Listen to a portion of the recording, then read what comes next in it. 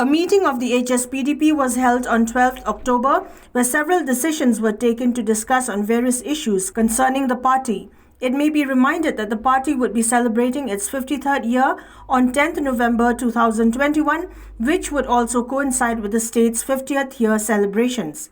The president of the Hspdp, KP Pangyang, during the press briefing informed that very soon the Regional Democratic Alliance meeting would be held to discuss on the party's support to the UDP during the forthcoming by-elections in Meghalaya. Parti nilarai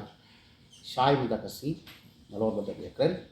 bani ai kecing kersang pura ya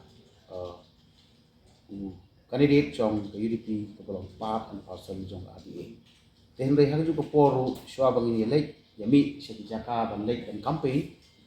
yau tei Jinsan pada candidate jong UDP kum ke parti ni tentip syaka UDP bangin ya song kerki ru yaka RDMT tang bangin yo ban ya perkhat khamha kumno bangin ya tur seprang ne ya seprang ha ka ban ya leilang se campaign ne ban kesan yu ne u samla na ka ban ta ka ne ka election.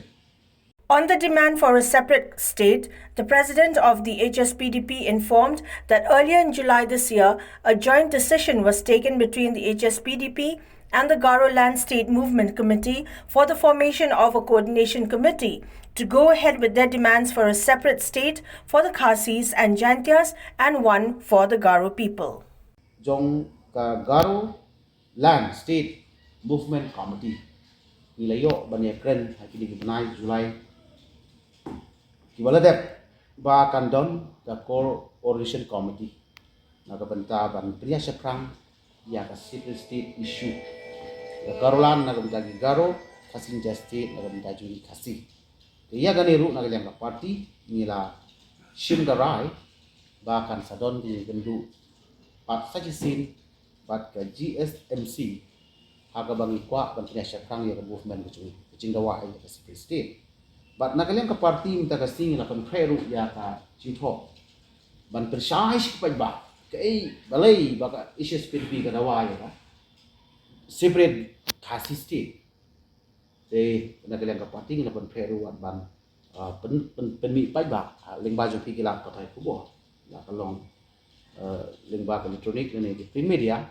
akaba ni peni sya kajai peni ko jongi ba kini kinong rin kitan kumbaga Garolan State Movement Committee ki Ladon